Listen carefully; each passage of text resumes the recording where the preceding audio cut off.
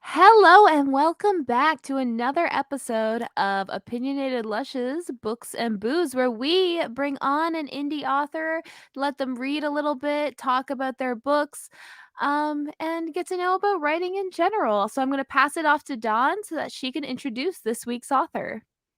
Hi, everyone. And I want to welcome Stephanie Allen to our show today. Hi, Stephanie. How are you? I'm good. Hello, everybody. Hi. So, tell me a little bit about yourself. Where did you grow up? How many cats do you have? If you have cats or dogs or chickens, we have a member that has chickens normally on our show. Um, just anything you want to tell us about yourself. Yeah. So when I'm not writing, I'm a teacher of junior high kids. God help me. And I have been an indie author since 2016. So I don't math, so I don't know how long that is. 7 years? 7 years, yep, because there you go. 16 to 20 would be 4. And then, yeah. Yeah, there you go. So I self-published my first book in 2016. And then I self-published 3 more books in that series. That's a YA fantasy. And then I got published with a small publishing company. I am working on a fantasy trilogy. And then I am self-publishing my first adult fantasy series. So good stuff. Ooh, That's awesome. Where I grew up in California, Southern Cali. I have a dog and a cat. Hopefully they don't start creating ruckus while we're doing the podcast, but it is what it is. Happens. Oh my God, it happens a lot on our cat's show. right here. So you're gonna hear my dog, my bunny. It's gonna be a fun time over here. Great. Awesome. I do want to say that, like, when you started talking, you sounded like a teacher. Like, in, like, a positive way. Like, I was like, oh my goodness. Like, I feel like I'm in, like, my younger self. I don't know if that's a good thing or a bad thing, but okay. Yeah. When you said teacher, it was like, that makes sense. That makes sense. So that's awesome. That's awesome. Do you want to tell us a little bit about the book you're going to be reading for us today? Yeah, so it is the first book in the Assassins of Quadrania series. The second book is due out next month, hopefully. This book is a kind of an enemies to lovers romantasy, definitely assassin stuff, which is a little out of my comfort zone, but it's been really fun to step out of my comfort zone. And it's really short. It's a really short read. And I'm having a lot of fun writing the series so far. So I'm really excited for that. I'm excited to listen to it. Yeah, it already, like, just the fact that you've written so many, like, different genres, I'm really excited to, like, hear this. So I am going to read out what the drink words are. They are spice, fae, and dagger. Ooh. Okay. I'm going to mute my mic so you don't hear my slurping. And start whenever you're ready. Okay, so Heiress of Sun and Blood. I'm just going to read the first chapter. Like I said, this is a short read. It's a pretty quick paced read. So the first chapter is fairly short, and we'll just get into it. So chapter 1. The shadows had disappeared, the heat of midday stifling to the point of suffocation, which meant the time was drawing closer. Melia Ete ignored the drop of sweat sliding down her brow into her left eye, refused to acknowledge the slight twitch in her thigh muscle as she crouched, her toes perfectly balanced on the narrow tree branch. The tree offered little shade, despite its lush foliage swooping down around her. She'd managed to find the one spot where the sun lingered. Penetrating rays of heat plastered Melia's hair to her neck beneath her hooded tunic. Her skin sweltered beneath the full-faced mask of red and black, but none of that mattered. Not today. She waited, poised, her fingers resting lightly on the dagger strapped to her belt. There would be no second chances with this particular target. She would have to strike with lightning accuracy before disappearing back into the tree.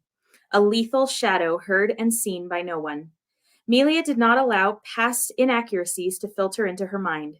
She could not afford to linger on mistakes that meant nothing. This target would not allow for error.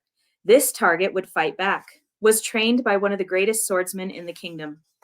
No, it would not do to think of childish mishaps during her own training. They would only cause distraction.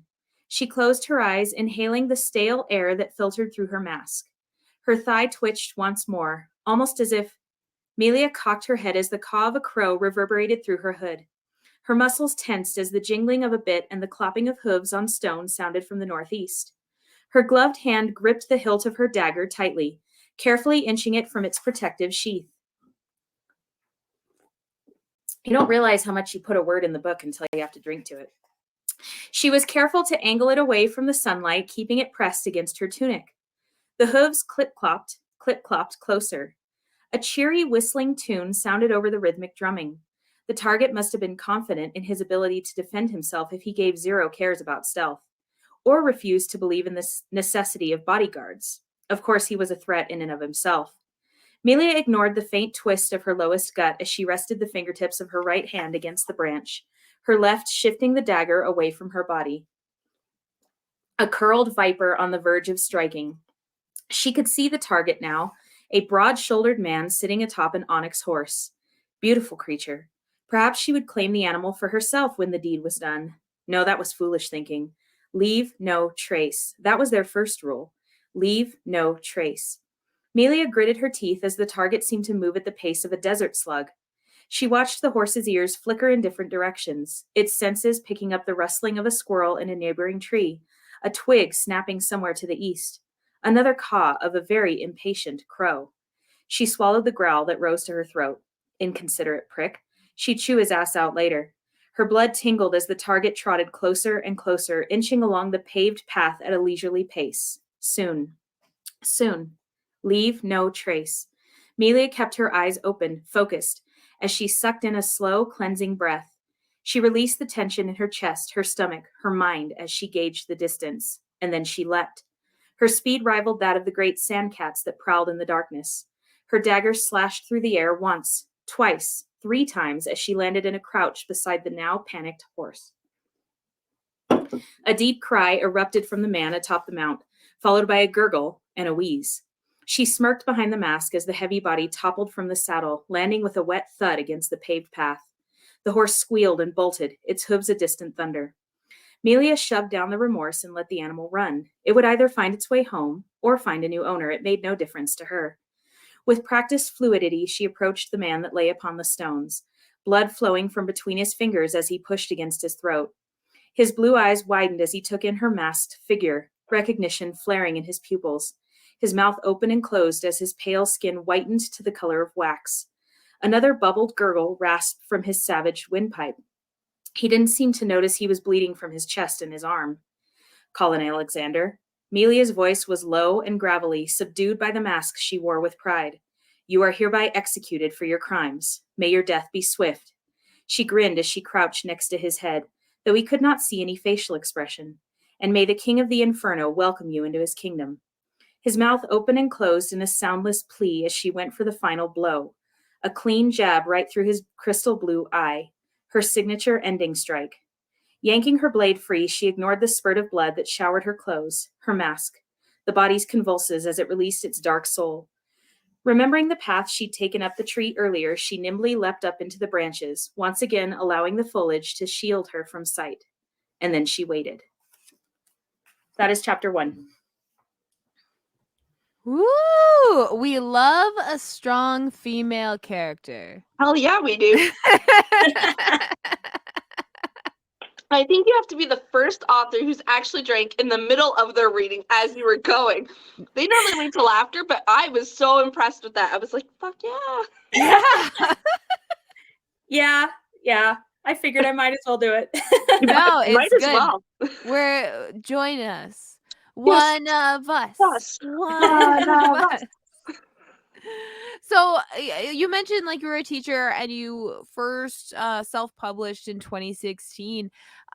Like what got you into writing? Like were you always a writer and you finally took the leap, or like what led to that finally being self-published? Yeah, so I have always been a writer. Even in high school, I had teachers tell me that they knew I was going to be a writer one day. Um, my papers were never just boring papers. I was just one of those people.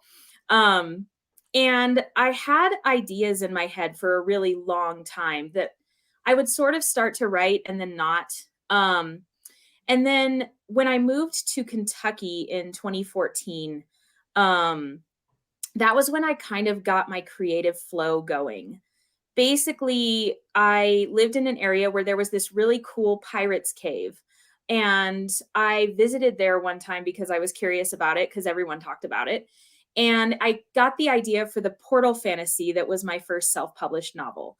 And I did try to have it traditionally published, but as we know, that's a really Yeah. difficult thing to do. Yep. And back then, self publishing wasn't as big as it is now. It was kind of thought of as like lesser. But I was like, you know what? I don't care. I'm going to self publish anyway. And so I did. And it wasn't until the last year or so that I really started promoting my books and trying to get them more out there. But just to go back to the original question, yeah, I've always been a writer. I was always writing things, even as a small kid. So yeah. Nice. What made you choose fantasy? Like, was there a certain story that triggered you to want to write fantasy too, or were you just it was always just something? That's a really good question. I think that's just always been my genre, even story wise. I really loved Chronicles of Narnia as a kid, which kind of brought me into the portal fantasy idea. And it was kind of just always what I leaned toward, even with movies. I was a huge Lord of the Rings fan, still am. Um, I love Harry Potter. It's just kind of where I gravitate toward. And so writing fantasy just felt natural to me. I did try writing just regular fiction, and I just couldn't do it. I had to bring in a dragon, or I had to bring in something. In fact, my YA novel, it actually kind of did start out as a regular book without fantasy elements, and then I was like, no, I can't do this. And so it became a fantasy novel. So it's just kind of always been like what I lean toward, I guess. Nice. Okay, well, you've also so you've written for like various age groups and slightly different like genres. Is there a genre you eventually want to explore and try writing? That's another good question. I have thought about doing straight up romance. Um, I just don't know if I could. I kind of am now leaning away toward YA, or away from YA. I feel like because I read so many just adult fantasy and adult romance, I don't know if I could write YA again. I will probably just go into more subgenres of fantasy, and I will probably move toward darker fantasy as well. This book series that I'm currently writing is fairly dark, but I wouldn't say it would fall into the dark fantasy category. But I might explore that a little bit more. I've toyed with doing monster romance, but that terrifies me on a level, so I don't know if that will happen. Gotta love a good monster romance though. Those are something else. They're fun to read for They are sure. great to read. I love reading them. Like just like in between my dark, because I read a lot of dark romance, like mafia romances, extreme bullying. In between though, for that cleanse, I throw in a monster romance, some fae porn, whatever. Um, how long does it usually take you to write a novel? It's like from Oh, start to finish. that's it depends on the book. So when I was writing my YA fantasy series, the first book took about a year. The second book took about a year. The third book took 3 months, and it's the longest book in the series. So go figure. I don't know. It kind of just depends on if I can get in a flow. This book right here took me 3 months, 4 months maybe to write. And then I've had one book that's finally published that took me 10 years. So I'm very It's gonna be my first inconsistent. novel. Yeah, Don, did you write today, Don? Did you not. write Okay. I didn't Come on. either. So yay, here we are. We've heard that a lot though. Like there's a lot of authors I've been like, yeah, it's like my first book or whatever book took 10 years to write, but then this other book took like a month. It's I guess it's however you're flowing when you Yeah. when you're writing at that moment. When your Oh, kids for sure. behave and like you don't have to worry about outside things, right? Like if I could have a month free of like no drama in my house, nothing going on, I probably could push out a novel. But there's my kids bring everything home. Like it's just crazy over here. So I just don't ever have time. Well, since Yeah. we're oh, sorry, go. No, sorry. Since I'm a teacher, I don't have a lot of time during the school year. And my next novel, like I said, it comes out next month, and I'm going to have to push really hard to get it done. So it just depends on time too. And I'm a mom, so I mean that has a huge factor in it too. Yeah. I was just gonna say, since we were talking about like how long it takes you to write a novel, I'm also curious in how you write it. Are you a what is it, a pantser or a Pantser or plotter? plotter? Can I be both? So I would consider myself more of a pantser. Like I know my beginning, I know my end. The in between is usually really messy, and I don't know how we get there. One thing I do though is I have Spotify playlists for every single one of my books. So my playlists are kind of like my outline, if you will. And I am constantly adding to them, changing them. I use all different types of genres. I have everything from movie soundtracks to rock bands people have never heard of. That's kind of how I use that to plan. And then sometimes I just change things in the middle and I'm like, okay, well, this didn't happen the way I thought it would, but here we go. We're going to leave it. Do you find that requires a lot of editing afterwards? You know, it really depends on the book. With Eris, I didn't do a lot of editing, except for the spicy scenes. Because I'd never written them before, and so I would read them and go, "Oh, we're gonna fix that." And I'm still not extremely happy with them, but they'll do. Really, with other books, like with my first book, Dueling Fates, that took 10 years. That one was rewritten 3 times. So Wow. like I said, it really depends on the book. With this one though, this was pretty much like write it and then I reread it and I added a couple things, but it was pretty much done. So yeah. What would you say is the hardest thing about being an author? Getting into a flow and making myself write. Like, because as you can see, I've got my bookshelf behind me, and this is just one of my bookshelves.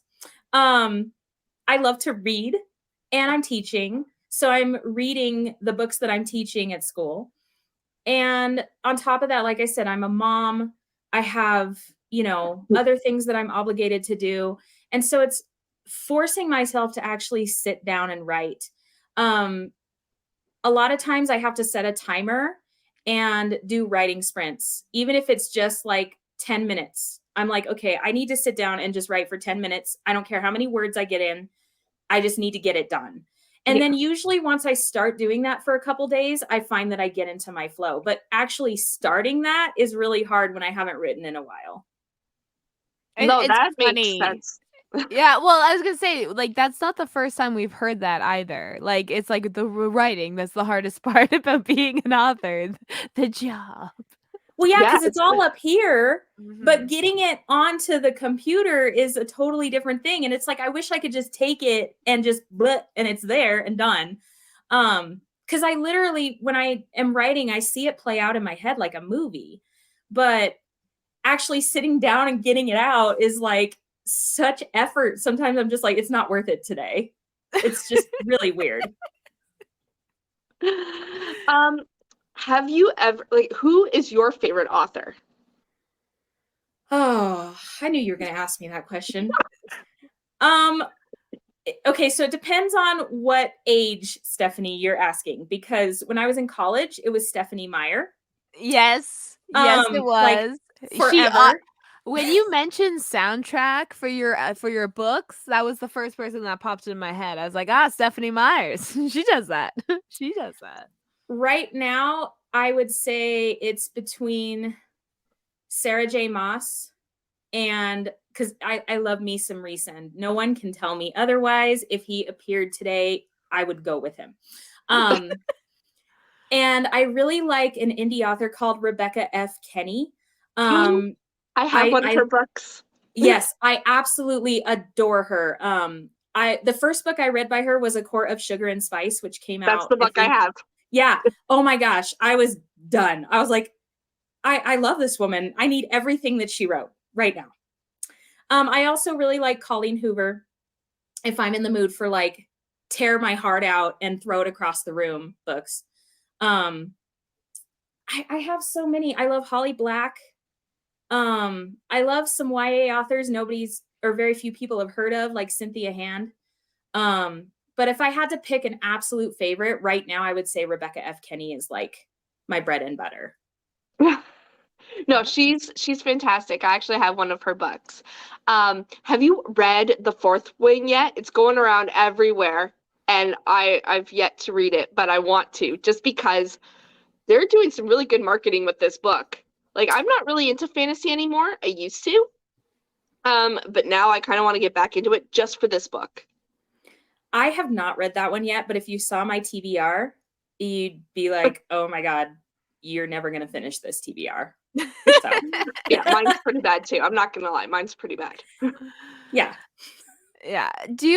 So you mentioned that this year is like the first year you've really been marketing. Mm-hmm. Is there like favorite modes of marketing you've been doing, a social media that you find the most for promotion or anything like that? TikTok has been the most successful for me. Although I haven't posted a lot in the last few weeks. Instagram a little bit, but usually I get really nasty comments on Instagram. I don't know why. So it's like literally the same video too from TikTok, but I get like nasty comments and I'm like, okay. I would say probably Thanks, TikTok. Meta. Yeah, exactly. TikTok is probably where it's at for me. I do run Amazon ads periodically, but I haven't seen those to be super effective either. Really, social media is where I've gotten most of my sales and where I've made most of my friends in the author talk world. So TikTok for sure. Yeah. That's what I keep hearing. It's TikTok. TikTok's great for small business. It is fantastic for small business. You throw out a 30-second clip of something, anything, with a hook, and like it can get so many views, especially if you know how to do it right. But it's knowing how to do it. It's getting the good like cap cuts. It's getting the good sounds. What's trending. It's hoping your country doesn't take it away. Yeah, that too. Yeah, and the algorithm changes a lot on TikTok, and when it does, I'm like, now I got to figure out something else. So that part is hard, but overall, I would say it's probably the best promotion piece that I've ever had. Yeah, because like the algorithm changes, but then it changes back eventually or something, and then like another video will catch on eventually. Like, yeah, you'll have a couple of videos that only got like 60 views, but then you'll have another video that has 7,000 3 days later. Like, it's all over the place. Yeah, I remember one time I made a video and it was the stupidest video. I almost deleted it. And like the next day it had like 30,000 views. I was like, what? Like how? It was so dumb. Like what the heck? Yeah. It's crazy how that works. Yeah, no, the videos I spend the most effort on, least amount of views. Oh, absolutely. Least amount of views. For sure. Yeah. I just take a selfie with a filter and then I'll get more views. Like it's weird how that works. But no, TikTok's been great for like we've heard that from a lot of artists that like book talk's such a community too to be able to like connect. I mean, that's how we connected with like more than half of the authors on our show. So yeah. It's TikTok. Yeah. Actually, you know what I hear is Twitter's the worst though. Twitter for books is the worst. They hate on everything. And they hate on book talk. Like if you mention book talk on Twitter, they get mad. Yeah, Twitter is really toxic, I find, in the book community, especially. And I don't know if it's because there's a lot of trad publishing people on there. I'm not knocking trad publishing, but a lot of them really look down on indie self-published authors, which I think is ridiculous. because we're legitimate authors too. Yeah. And I don't know. I try to avoid Twitter now just because it's so toxic and it just makes me depressed to read through tweets. So Yeah. That's fair. I run our podcast Twitter, and the podcast community on Twitter is fairly okay. So Yeah. far, like it's really supportive for at least what we've cultivated. I'm sure there is a section that's toxic, but I tend to block accounts that like just tweet something I don't like because I'm trying to make the Twitter algorithm work or whatever's left of a Mhm. Twitter algorithm. But yeah, it's so easy to get toxic on there for Yeah. sure. For sure. Yeah, no, I noticed that. I tried to bring my books like over there, like to just get traction because I'm a reader. And no, it was just hate, hate, hate, hate, hate. Like this author sucks, that author sucks. I was like, whoa, Which Yeah. is whoa. hilarious because our when we tweet out our books and booze episodes, it's actually not so bad. Like no one really says anything. All the podcasts tend to like retweet it. So luckily Book Talk I guess hasn't found us yet. But book Or anti Book Talk. book Anti tweet. Book Talk Twitter. Yeah, I think it's called like book tweet or something. I don't know. It's weird. Yeah, I don't know. Yeah. Do you have any like sort of rituals or you mentioned like setting a timer when you have to like force yourself to write. Is there anything else that you do or have to do while writing or right before writing to kind of get you in the mood? Okay, this is weird, but I have to have like a Diet Coke next to me. I'm not kidding. I can't write without one. I don't know how that started, but here we are. If I'm really stuck, I have to go for a drive and listen to my playlist. And I can't just listen to it in the house. I actually have to get in my car and go for a drive. Again, I don't know how that started, but here we are. So those are probably the two writer quirks that I have. Oh, and I cannot listen to music while I am writing. That is also very strange, but I cannot. It totally distracts me from what I'm trying to do. So. Okay, so when you make the album for your book, are you making it like while you're thinking of the idea before you write? Sometimes I will hear a song and it will like, oh, that needs to go on my playlist. And sometimes I will purposely listen to movie soundtracks or whatever to try and get ideas going. A lot of times I'll have an idea already and I'll be listening to a movie soundtrack or a random playlist and I'll be like, oh my gosh, no, it has to be this way. It's kind of very random. For this particular series, I have a lot of anime music on there because that's another thing I'm into is anime. And it was actually originally inspired by a vampire anime and V for Vendetta. Go figure. So, like, I don't know. Ever since I saw V for Vendetta, I'm like, I have to write like a gray character, a morally gray character that likes knives. I have to. Yeah, obviously. But yeah, I don't know. It's really, if you listen to the playlist, you're like, these do not make any sense whatsoever. But to me, they do. So it's very random. Very, very random. I love that. Like that sounds fantastic. I like randomness. That's just who I am though. Well, I think it's awesome. So like I do voice acting and like what our director does is he does like make soundtracks so that we have a mood in mind when we're like about to record. And so the idea of kind of getting yourself in the mood to write like certain scenes and that kind of thing, it's like yeah, like ideas breed ideas, I guess. Mhm. So Yeah, it's like absolutely. I mean, I'm not a writer. I'm a reader, but I'm not a writer. So it's like really interesting to be able to talk with people that have like especially finished multiple books because like I feel like I can if I have an idea, I can write it and it's like 10 pages long and I'm like, okay, now what? Like, it's not even like I mean, I bugged Dawn a lot for being slow on her book, but I'm so proud of you. Thank you. Yeah, that's awesome. What would you say is easier for you, world building or character development? Oh, character development, hands down. You can have the best world ever that you've created. If your characters are dull and boring, no one's going to want to read it. That is one thing where I get irritated with Sarah J. Maas. I feel like she gets lost in her world building a little bit. There's other authors too. George R.R. Martin, I love him to pieces, but Game of Thrones, I wanted to throw it across the room because I was like, by book 4, you're reading about characters that have nothing to do with anything. So you think, Tolkien right? was the same though. he was, which is why I like the movies and not the books. Like, yeah. But in truth, it's characters for me, hands down. My books are very character driven.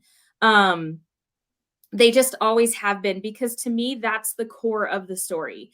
And I put so much of myself, except for this book, because there's some crazy shit that happens in this book. But to me, it's just the core of everything you're doing. And if you have a great world, but no characters that are worth reading, then why would you pick up the book, in my opinion? That's true. They need to be relatable in some sort of way. You have to like them. Because, like, if you don't like them, you're going to be like, no, this person's annoying me. I can't do it. I mean, that's one reason. Oh, sorry. No, you go. I was just going to say, even like morally gray characters or characters that are evil, if they don't have a backstory, if they don't have things that in some way make them compelling, you're not going to continue the book. Yeah. That's why I don't like writing flat villains. My villains have to have a backstory, whether it's tragic or not. To me, that's super important. Yeah. I mean, that's one reason I laugh about like Twilight and stuff, because the books are actually written via the most boring characters in this world. Like, that's the thing. If you learn the backstory of half these characters that are only in one scene, it's like so much crazier. And I'm like, I would love to read those stories, but instead I'm stuck with Bella, the most blandest character, so we can all just see ourselves through her. Like, it's just like, oh damn, we could have so much better, Stephanie. It's true. And I think like she really kind of created the YA heroine, the high school ugly, awkward heroine. But we loved it at the time. Yeah. But I think authors took, some of what she had done and built on it. And now we have all these dynamic, wonderful, morally gray characters in any book you pick up, really, that's coming out right now. I mean, we've really I think self-publishing has really changed that. Because the trad publishing companies, they're always looking for something very specific. Indie publishers don't care. They're just going to write what they want to write and publish it. Yeah. And so I think that's really important for character building, especially, and building on what other people have done and creating just this wonderful rainbow of characters that we have in so many books now. Yeah. No, I agree. Well, I was going to say, like, you were mentioning earlier about how, like, probably one of the reasons Twitter's toxic is all the, trad authors on there kind of hating on indie authors. And it kind of made me think how that almost has happened in all art forms. So there was like a period in like music where indie music artists were like looked down upon. Yep. And, that kind of thing. And now it's like, oh, yeah, there's so many indie musicians we all listen to or go see shows or everything else. So maybe, like, especially now because it's starting to become more, more and more indie publishers. So maybe that's going to start to change, too, and settle down, hopefully. I think so. I think it has already. It has made a change already. I think traditional published authors are just a little upset that indie authors, and there's nothing wrong with traditional, but I think they're just upset that, they're getting the recognition without having to do all the jumping through hoops that traditional publishers had to do. Because, like you said, indie authors, they just put out whatever and, like, hope for the best. They don't jump through hoops. They don't have to go through a certain editing. They're also losing money. That's the, I mean, it's music labels. Music labels are upset with indie authors, so they're buying the services like Spotify. Like, labels are buying the services to distribute just for that fact. It all comes down to the money. Yeah. That's Yeah, and exactly it.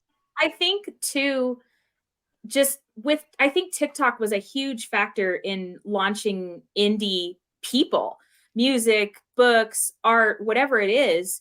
I think that it's just become so much more accessible, and people are realizing that they don't have to jump through the hoops like you were saying. And again, I'm all about trad publishing too. I mean, I have so many traditionally published books, and I know of authors that do both, you know, so there's nothing wrong with it. But when you start trash talking one or the other, I think that's where I get irritated. I'm like, why can't you just let people do the way they want to do it? And if you don't want to read it, don't read it. It's kind of where I'm at. Like, Yeah. you know? Yeah. Yeah. Yeah. I think stories on both ends, like traditional published or indie, are both great. Mhm. And they have their own unique way. Yep. I liked both, so I'm just Oh like, yeah. holy hell, you wrote a book. yeah, That's pretty like cool. Oh yeah. Yeah, I mean, indie authors work just as hard, most of them work just as hard as traditionally published authors, you know. And since I've kind of done both, even though mine is a small publishing company, I still have the experience of having someone else publish my book and do all the legwork and stuff. There was still a lot of work involved for me. It's not like I just wrote a first draft and said, "Here you go," and it yeah. was done. I mean, I don't know how many rounds of edits I did. So, I appreciate both so much. And if you see my bookshelves, you'll see an array of everything, literally. So Sorry, I was burping. You're excused, I guess. Thank you. I was trying not to do it in the mic. You good? Yeah. No, I'm great. So when it comes to have you done book signings or book events? We know some indie authors have, some haven't, some are seeking them, some aren't.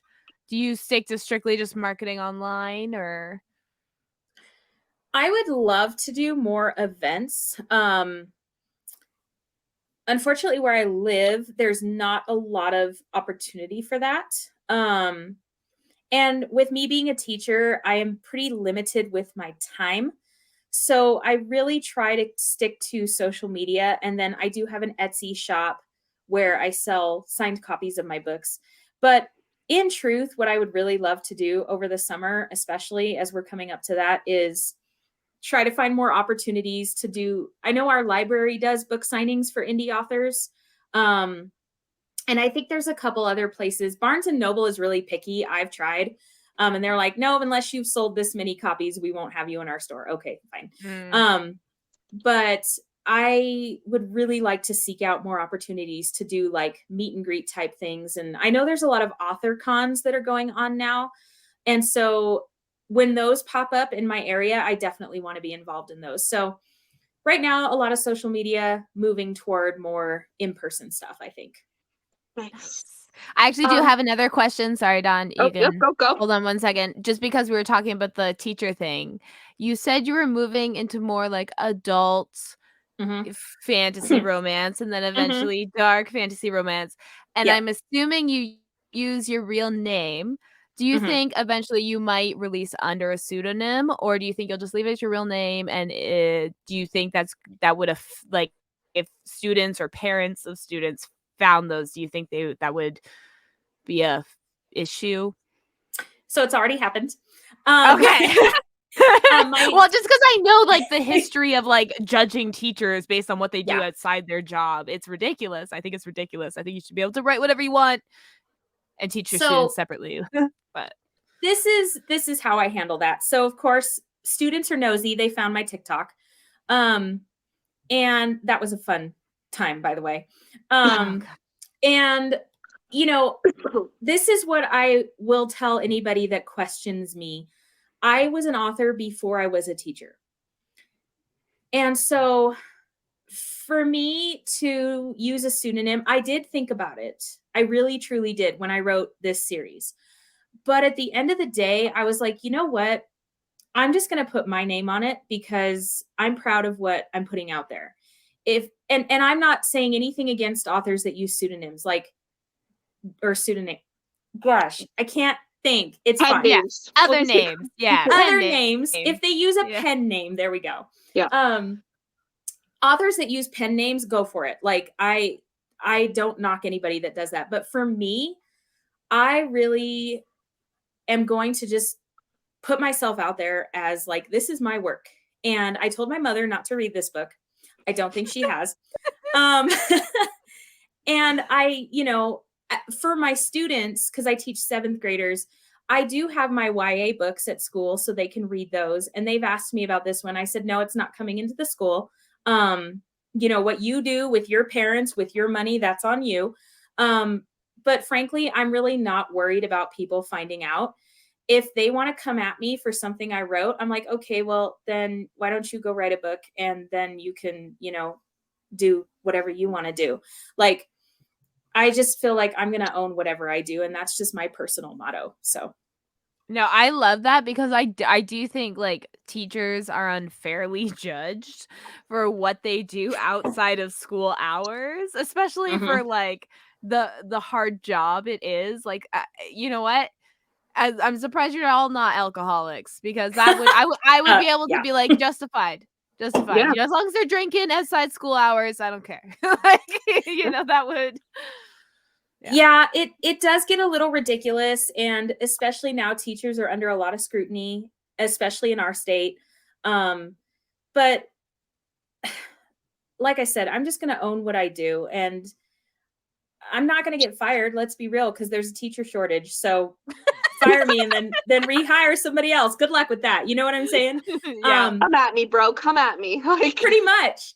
And, my principals are aware that I write books and they're aware of the content I write. And they said, as long as it doesn't come in the school, you're fine. So, if the higher ups have a problem with that, like I said, fire me and find somebody else then, like,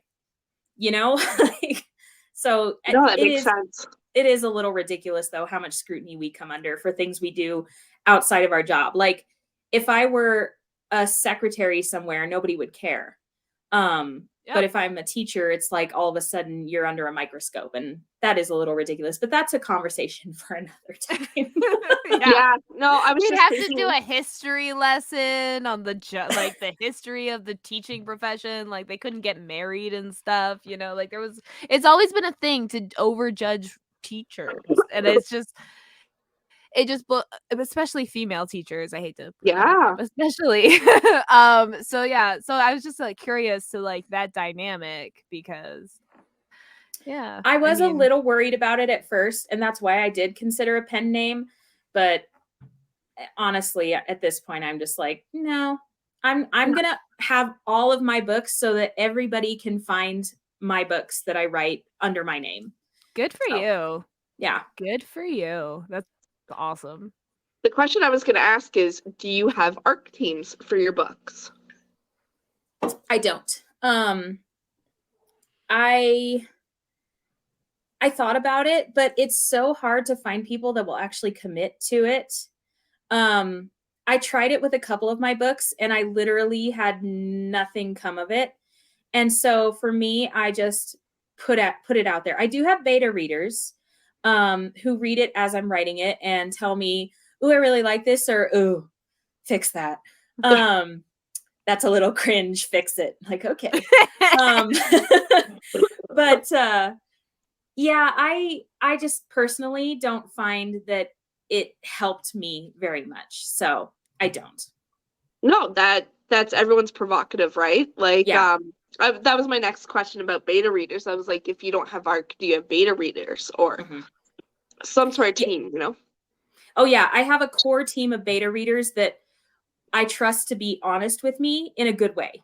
And they have been very helpful to me, especially as I've been transitioning from YA to adult.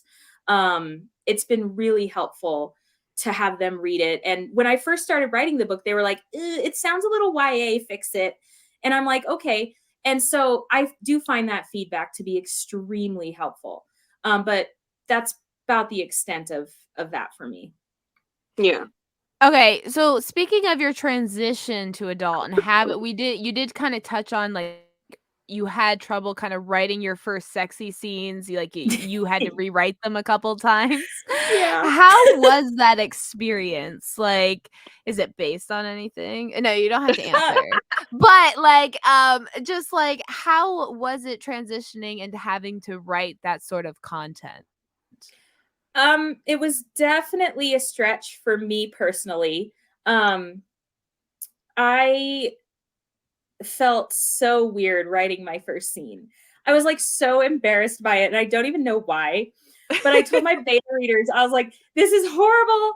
Just I'll fix it." You know, like it was, it was so awkward for me. And as far as based on stuff, I used references that I have already. Another author I really like that I didn't mention is Karen Marie Moning. Um, she wrote the Dark Fever series, and she wrote the Highlander series, which, um, so I would read a lot of references and kind of skip to the sexy scenes and be like, okay, how are they saying it? You know, like, and I did ask my husband, like, can you give me another word for dick? So I did not use his suggestion because his suggestion was Iron Scepter, and I said no. That's for a future book. It's like we're not doing that. But my best friend reads a lot more romance than I do, and she reads like romance that I wouldn't necessarily read. And so I asked her opinion for a lot of it because I want the books to become progressively spicier as we go. And so I was like, help me out with the first scene. Like, you know, should it be really spicy? Should it be, she's like, no, you want to build. So it was kind of a learning process for me. And I think I rewrote the main sex scene in the book like probably 5 times before I was actually okay with it. So it was a little weird and awkward at first, for sure. I'm always curious about that because, I don't Yeah, write, so yeah. and I had to be careful with my references because as much as I love Sarah J. Maas, for some reason her sexy scenes don't come across as like very realistic to me. And I kind of wanted this to be more realistic, if you will, if that makes sense, even though it's a fantasy. It's kind of an oxymoron, but fine. So I kind of just looked at a bunch of different references for that and then maybe use some of my own experience, you know? Maybe. Well, like, Who's just say? sex to like try to picture it, right? So when you're describing something, if you can't picture that, like it makes it a lot worse. Like saying the man's member is like the size of here, it's like, how does that fit? Yeah, like hello, my head. You know, there was that TikTok that came out. It was I forget her name, but she was talking about that particular thing. And she's like, I don't think we know what we're talking about. And she had a measuring tape and it was like this, you know, and she's like, where is that going? Not here. And it's like, you know, that's a really good point. It's like, you're at my belly now. Like, yeah, exactly. So it's like, you know, you kind of have to think about those things too. And those are things that I never had to think about with YA fantasy because those were all fade to black scenes for me. So when actually writing it, I was like, oh, that doesn't really work. Maybe I should rewrite that, you know? Well, okay, so I read the Love Hypothesis. I can't even say it. Love Hypothesis. Anyway, I read that book, and so there's only one sex scene, and it's at the end. And when he's like, I put her whole boob in my mouth, I was like looking at my own chest, and I'm like, there's no way. I know, like, no hello. Way. Like, and like they describe her as like she's not an A cup or anything, and even if so, it's still the whole thing in the mouth. Like,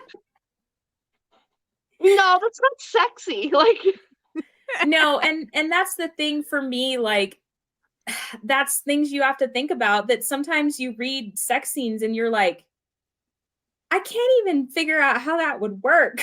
Like, what? Yeah, like you're figuring out the position. You're like, wait a minute, wouldn't the leg be? No, that doesn't. No.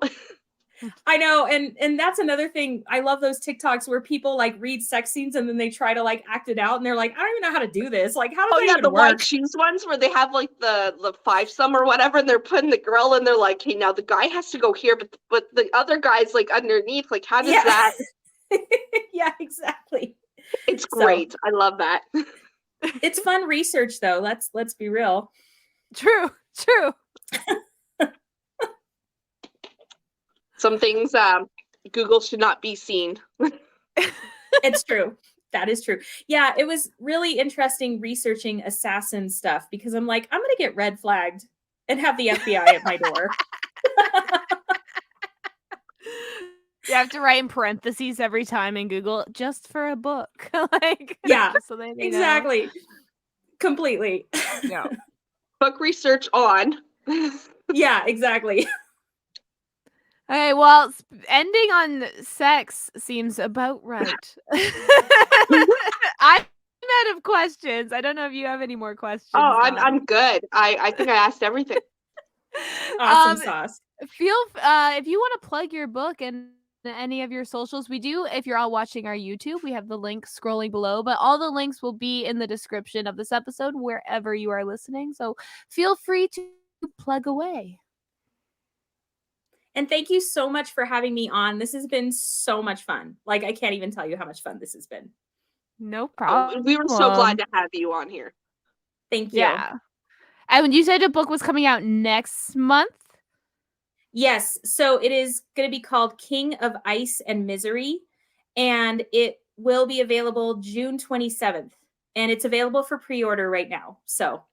And I'm assuming the links are all on your link tree. Yes, absolutely.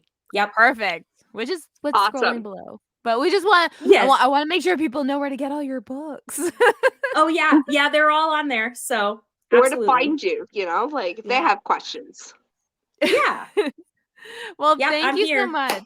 Yeah, thank you so much, Stephanie. This was fun. I'm glad. Thank you for drinking with us. So, you know, we appreciate always, it. anytime. Yeah. Well, let us know like when you're I mean, I know you're releasing another book next month, but again, in a few months, if you're releasing something else, feel free to hit us up and come back on and promote that. We'd love to have you back on. That would be so much fun. I would love to come back on. We would love to have you back on. Awesome. Okay, thank you so much, everyone, and we'll see you next week with a new indie author. Good night. Bye. Good night.